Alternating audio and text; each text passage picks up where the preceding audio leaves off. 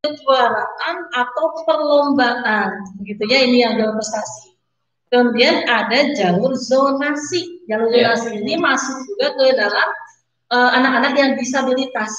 Nah, itu Pak Ari yang 4 jalur yang di PPDB tahun 2020. Ya. Baik, saya tadi mau berbicara tentang jalur yang banyak sekali. Katanya kita bisa menggunakan kartu-kartu yang dikeluarkan oleh pemerintah, lalu ada masih dan lain-lain ya. Lalu setelah itu kita bicara jadwal nih. Gimana tentang jadwal PPDB 2020?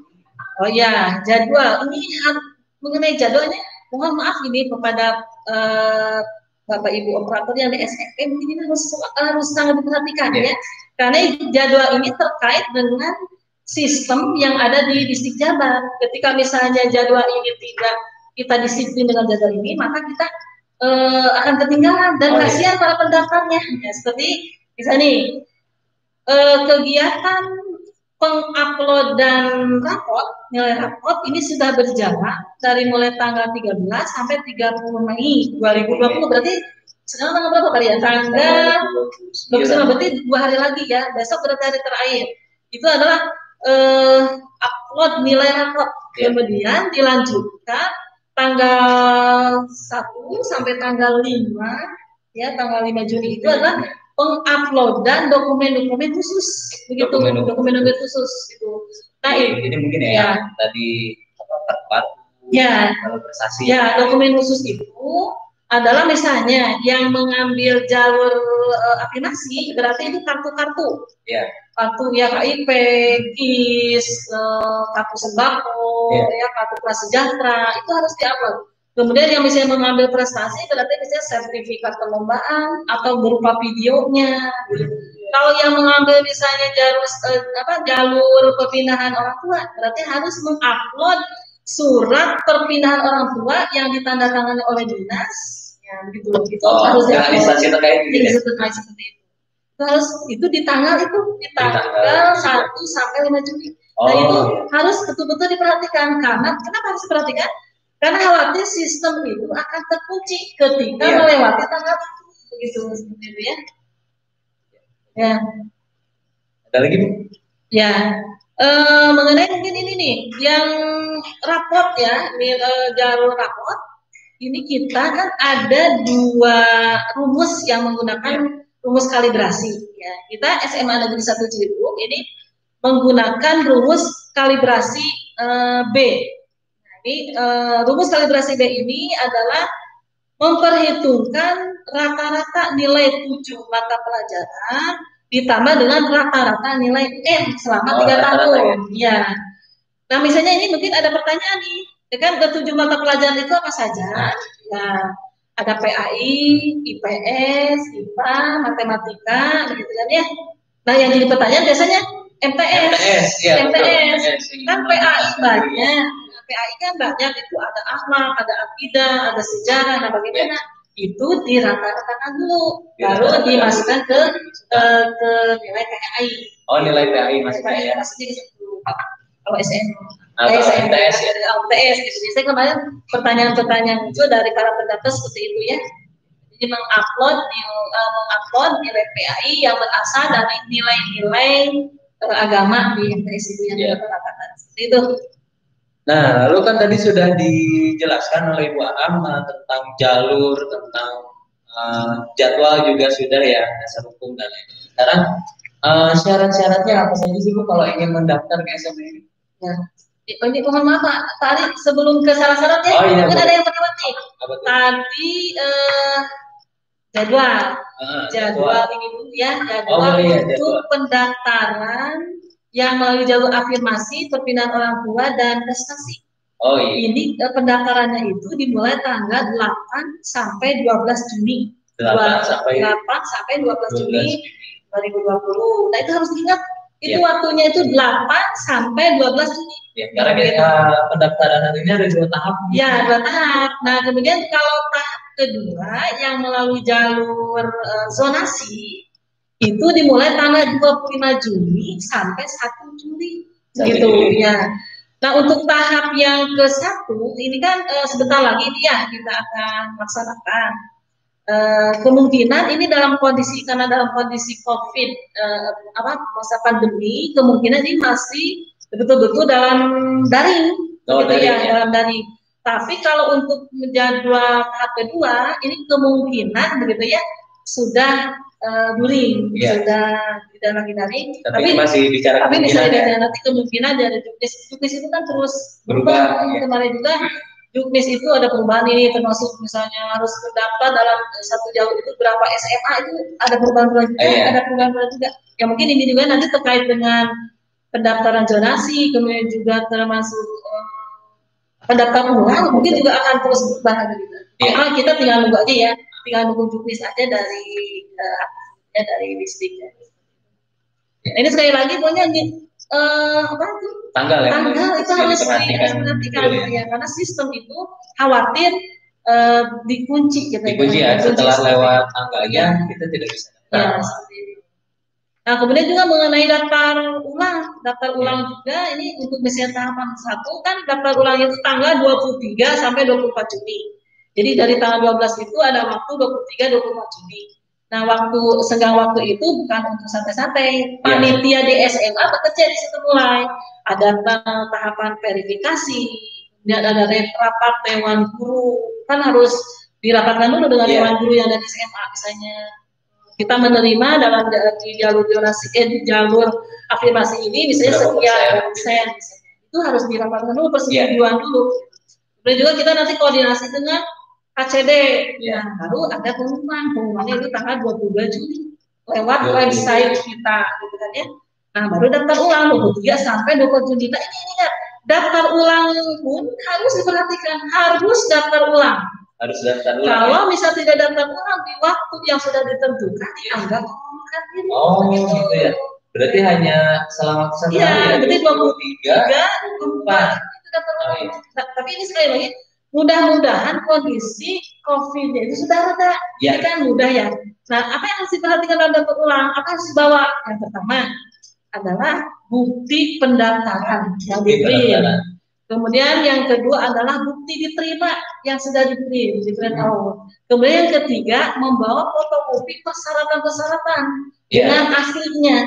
Oh, fotokopi dan aslinya. Aslinya hanya untuk nanti diperlihatkan kepada panitia. Nah, kalau misalnya pada saat COVID ini sudah reda, persyaratan itu dibawa langsung ke sekolah kita. Tapi kalau misalnya COVID-nya belum reda, ya kita mungkin juga online verifikasi. Karena ini juga masih balik lagi tadi ya, bisa masih terus baru. Itu mungkin kembali ya untuk persyaratan ya, persyaratan tadi ya. Bisa dijamin ya, persyaratan untuk daftar itu apa aja sih gitu? Oh iya.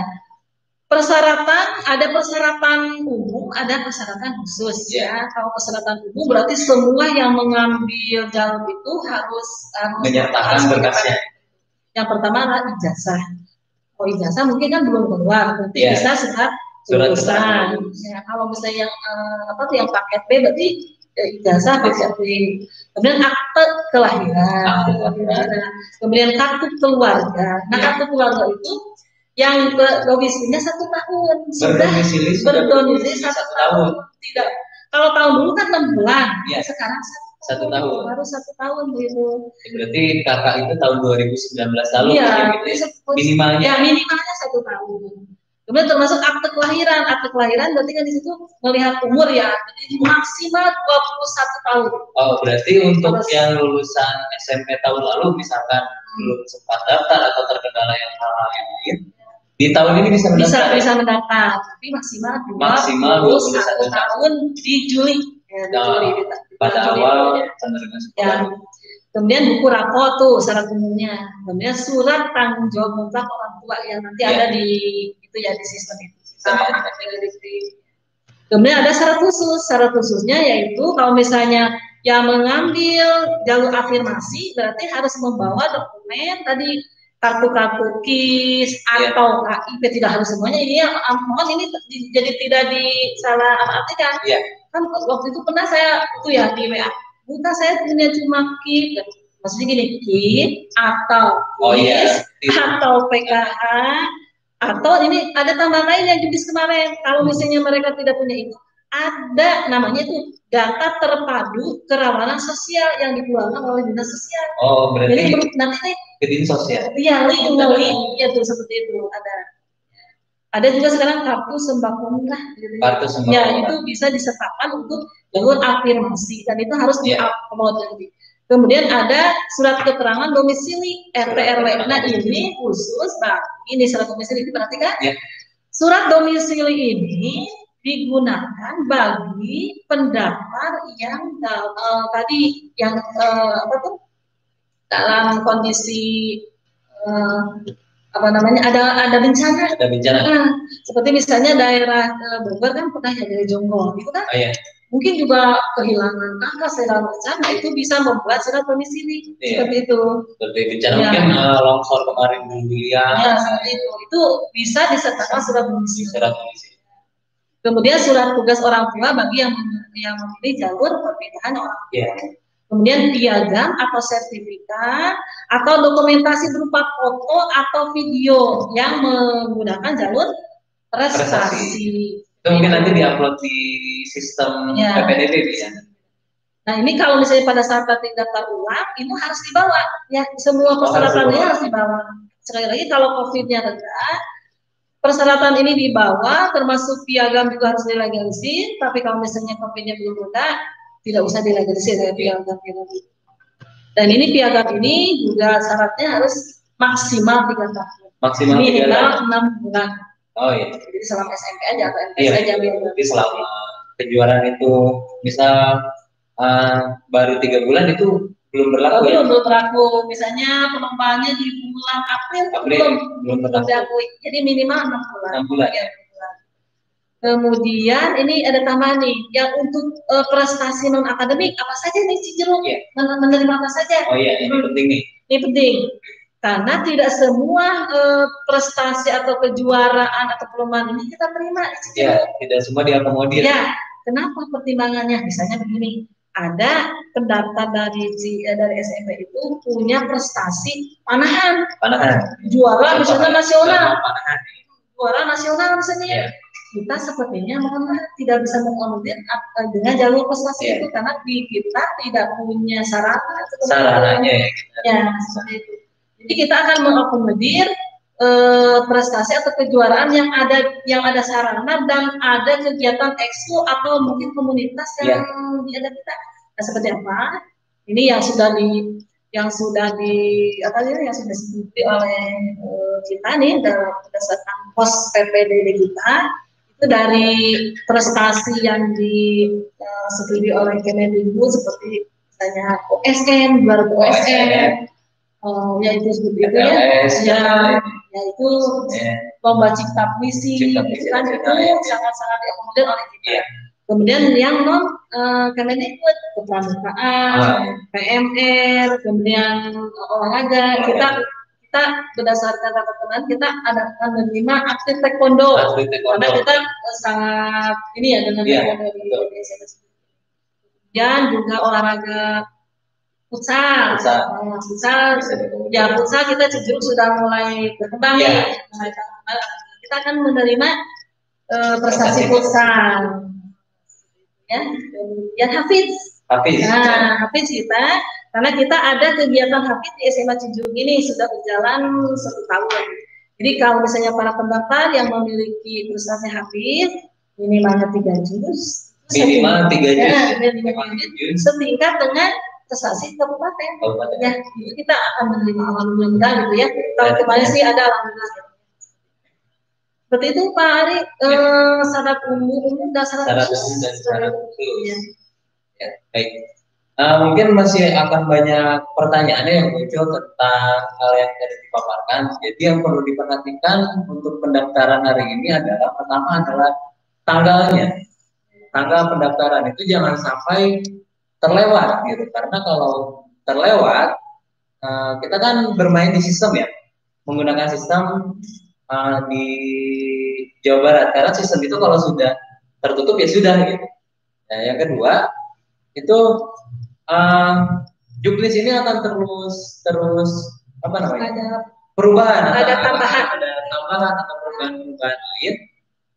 Karena mengingat kondisi kita yang hari ini sedang berjuang melawan pandemi COVID-19 ini ya. Semoga pandeminya cepat reda dan kembali kita bisa bersekolah dengan normal.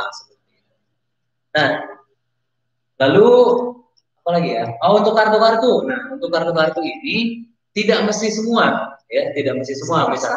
Hanya salah satu aja. Misalkan hanya memiliki KIP, ya, mangga gunakan saja KIP-nya. Tidak perlu semua kartu dibawa. Dan misalkan ada salah satu yang kurang nih, jadi tidak jadi daftar gitu, ya nggak perlu gitu. Hanya satu kartu saja yang dibutuhkan di pendaftaran PPDB 2020 ini. Itu. Dan pendaftaran ini mungkin titik beratnya ada di SMP ya, biar kawan-kawan SMP gitu.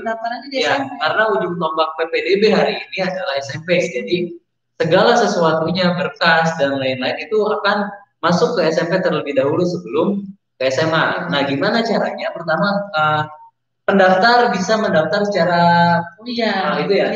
Pendaftar jangan lupa nih ya. Pendaftaran itu bisa secara mandiri. Ya, mandiri oleh orang tua, oleh siswa, kan sekarang siswa pada. Iya, sudah pada. Kemudian ada yang dibangun dengan operator. Tapi kalau menurut saya sih lebih lebih setuju dengan dibantu oleh operator. Kenapa? Karena data-data di SMP itu lengkap gitu. Soalnya kemarin juga pernah ada kasus nih, pernah ada pertanyaan, Bu, gimana ini gitu kayak nilai rapotnya gimana? Itu kan nanya gitu kan. Oh iya, nilai rapot itu ada di operator SMP, silakan aja hubungi gitu kan SMP. Ya. Jadi ada dua cara, mandiri ada dengan bantuan operator SMP. Dan ini siswa harus punya akun. Oh iya, akun. Nah, ini terkait akun ini gimana nih? Nah, akun itu diperoleh dari sekolah asal. Nah, akun yang akan digunakan untuk pendaftaran itu diperoleh dari sekolah asal. Diperoleh dari mana? Dari BioUN. Oh, dari BioUN. Ada akun siswa. Kalau operator ada akun operator, kan di situ. Sebenarnya itu sudah harus diinformasikan bagi SMP. 2 hari lagi kan? Iya. Sudah, insya Allah sih mudah-mudahan ya. Insya Allah sudah tersampaikan karena Cijeruk juga sudah sosialisasi ya, masuk ke sekolah-sekolah. Ini hanya live streaming ini untuk penguatan aja, dan agar tidak lupa gitu. Dan ini mungkin Pak Ari tentang kuota SMA Cijeruk. Oh iya. Kuota untuk SMA Cijeruk ini untuk jalur afirmasi 35%. 35%. Ya, kita akan menerima sebanyak 7 rombel. Ya, jadi bisa kurang lebih 248 siswa. Ya, ini untuk afirmasi 35%. Kalau dihitung berarti 80 siswa. Ya, untuk perpindahan orang tua 5%. Ya, berarti 12 orang. Untuk jalur zonasi dan ABK ini 50% atau sebanyak 131 orang. Untuk prestasi 10%, 25 orang. Nah, ini tadi kan prestasi ada dua kategori ya, akademik dan non akademik. Kita kemarin berdasarkan hasil rapat, ini yang akademik 20 orang, yang non akademik 5 orang. Tapi mudah-mudahan ini bisa berubah. Ketika misalnya yang akademik tidak terpenuhi, kita akan alihkan ke non akademik. Jangan khawatir ya. Jadi anak-anak yang terdaftar, yang punya prestasi di bidang apapun, silakan daftar ke Cijeruk ini dengan prestasi non akademik. Itu paling. Ya mungkin tadi yang non akademik kenapa tidak diakomodir semua itu mungkin menjadi sebuah tanggung jawab moral ya untuk sekolah ya ketika sekolah ini kurang bisa kurang bisa memfasilitasi siswanya. Misalkan seperti ini, siswa diharuskan latihan 1 minggu 3 kali misalkan.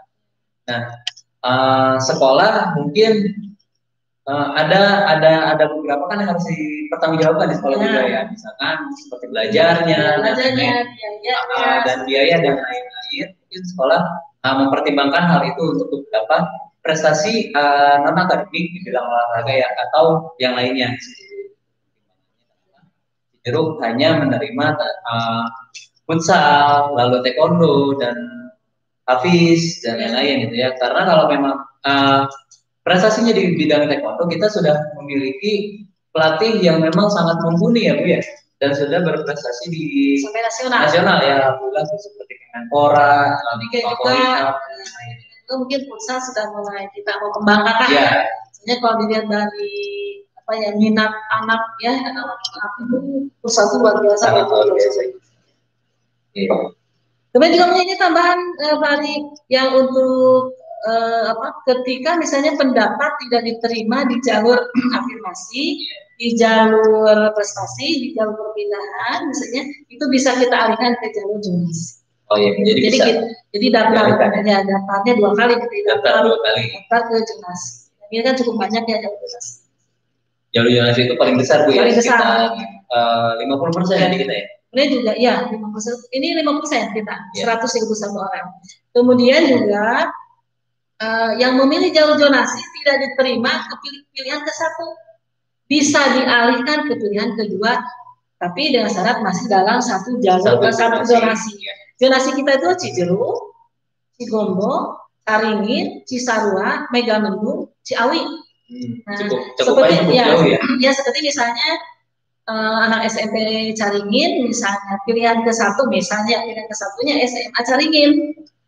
Pas itu mengambil jalur zonasi, kemudian jalur zonasi di MCC penuh. Nah itu bisa jadikan pilihan kedua ke SMA.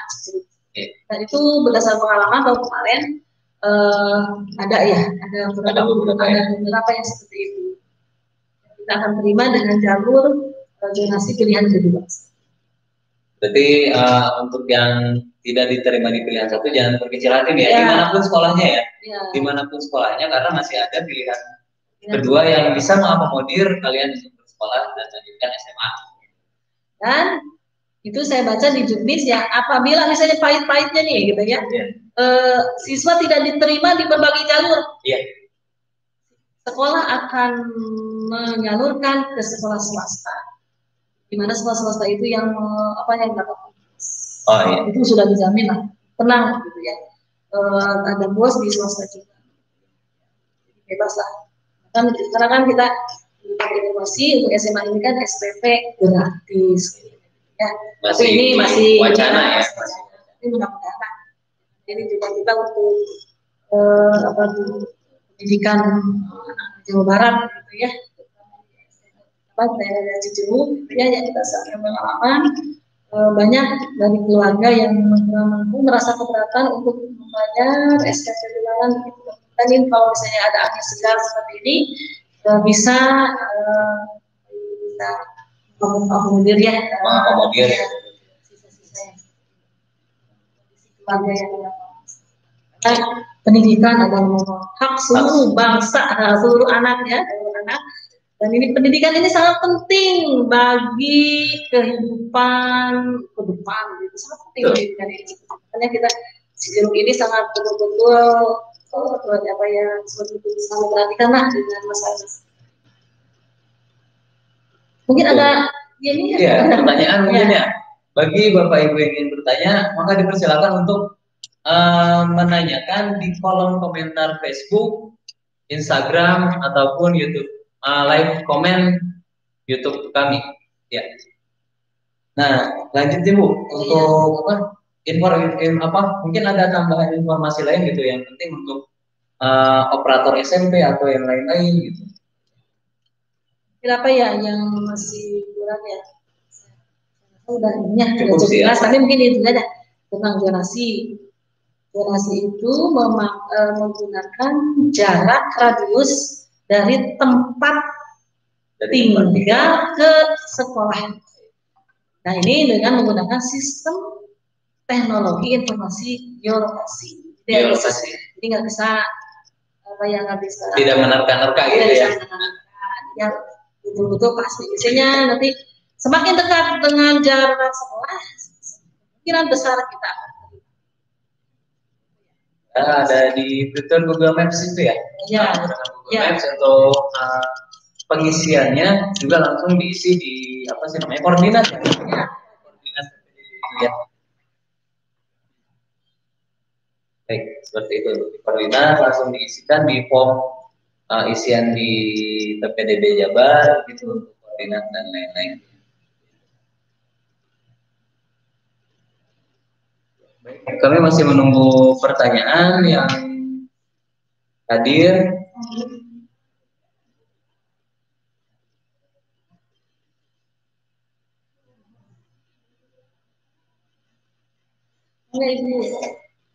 Kami masih menunggu pertanyaan dari Bapak dan Ibu yang masih penasaran gitu loh. Apalagi sih informasi yang dibutuhkan untuk kelancaran PPDB 2020 ini.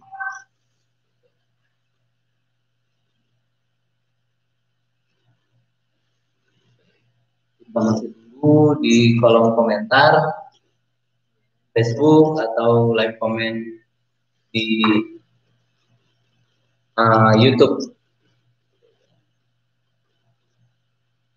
Dan terima kasih kepada partisipan yang sudah menyempatkan waktunya untuk bergabung di siaran langsung SMA Negeri 1 Cijeruk tentang PPDB ya, tentang PPDB tahun 2020. Penjelasan dari Bu Am tadi saya rasa sudah sangat cukup jelas. Mungkin kalau masih ada yang belum jelas, maka ditanyakan di kolom komentar.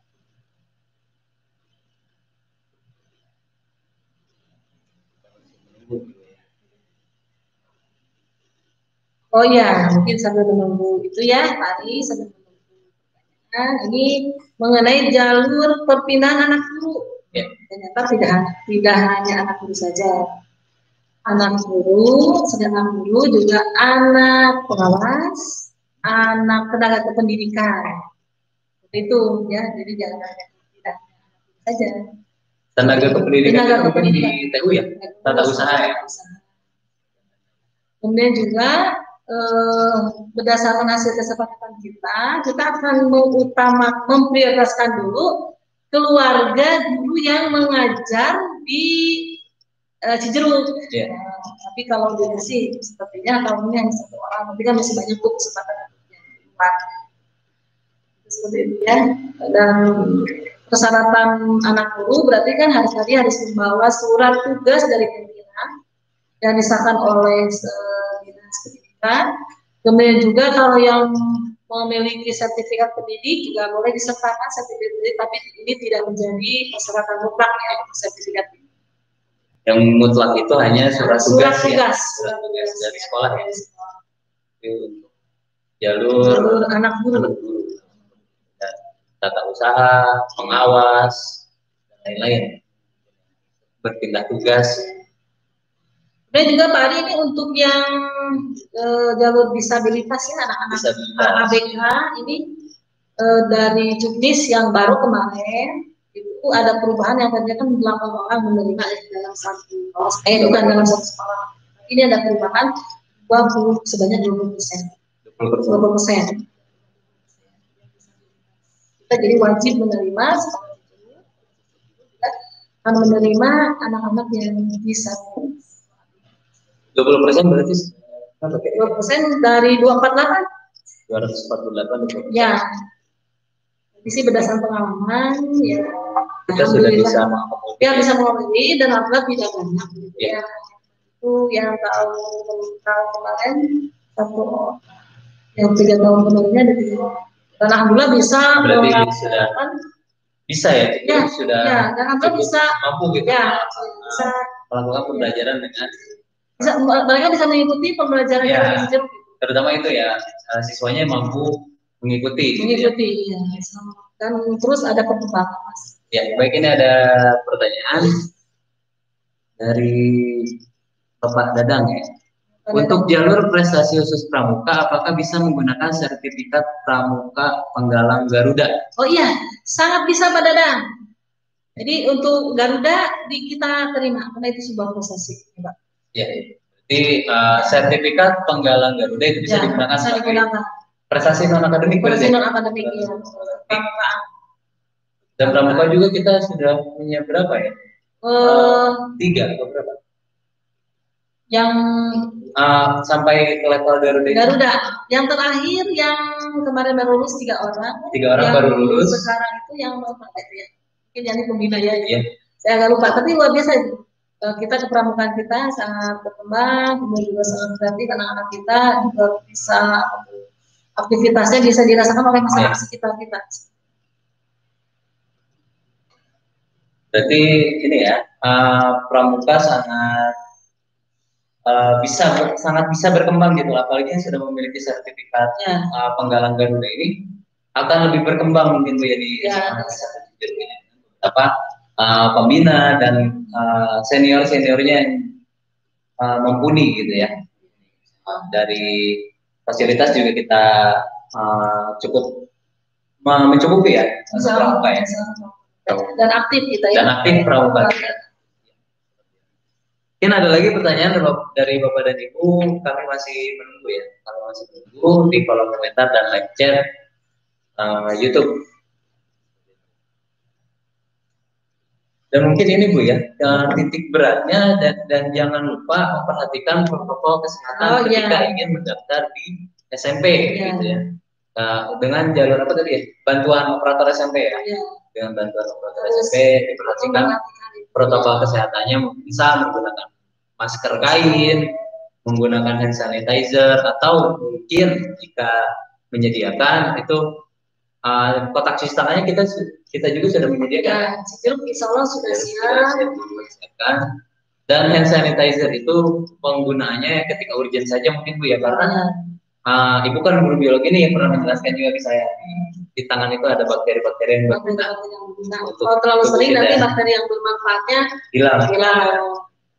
Lebih baik, lebih bagus itu air mengalir ya, sabun biasa saja, sabun cuci tangan, sabun cuci piring juga nggak apa-apa. Baik, pada jangan sama-sama seperti itu ya. Digunakan sertifikat penggalang Garuda. Ya mungkin ada lagi pertanyaan masih kami tunggu ya di kolom komentar dan live chat Facebook kami, live chat YouTube kami. Dan mungkin di kesempatan ini juga saya mengucapkan terima kasih ya kepada Bapak Ibu operator SMPMTS yang mungkin sekarang sedang berjuang ya, mendaftarkan siswanya. Saya kami ya atas nama panitia mengucapkan terima kasih sebanyak. Mudah-mudahan Allah memberikan balasannya. Karena kita rasakan pasti capek ya, harus begadang seperti ya. Udah kita bayangkan lah. Karena kan dulu itu kita yang bekerja ya di SMA itu begitu capeknya. Sekarang atas dasar keputusan gubernur SMP yang melaksanakan itu dan kami ya kami sangat merasakan. Semoga Bapak dan Ibu operator SMP selalu sehat.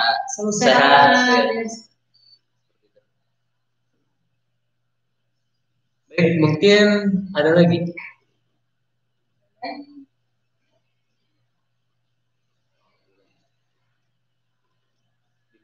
Komentar Facebook juga belum ada pertanyaan. Mudah-mudahan informasinya sudah sangat jelas. Dan jika ada yang ingin ditanyakan, kita juga punya kontak person ya untuk panitia PPDB ini, diantaranya salah satunya dengan Ibu langsung atau di beberapa panitia lain ya. Ada Bu siapa Bu Nunung dan Bu Ana ya. Dan selama ini juga alhamdulillah banyak menghubungi saya di WA ya. Konsep atau mungkin bisa langsung mengunjungi web sekolah kami di www.sman1cijeruk.sch.id seperti itu.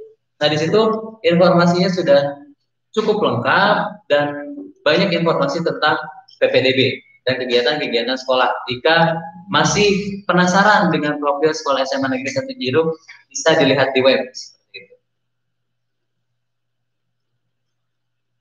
Mungkin dicukupkan ya. Mungkin kami cukupkan ya jika memang sudah tidak ada pertanyaan lagi. Kami dari panitia PPDB SMA Negeri 1 Cijeruk mohon undur diri. Terima kasih, tetap jaga kesehatan, tetap makan makanan yang bergizi dan jangan lupa cuci tangan dan menggunakan masker. Terima kasih. Assalamualaikum warahmatullahi wabarakatuh. Dan kami juga punya ini kita sudah bagi-bagikan hasil ini. Oke, sip. Terima kasih banyak atas perhatiannya. Mudah-mudahan sukses PPDB ini ya.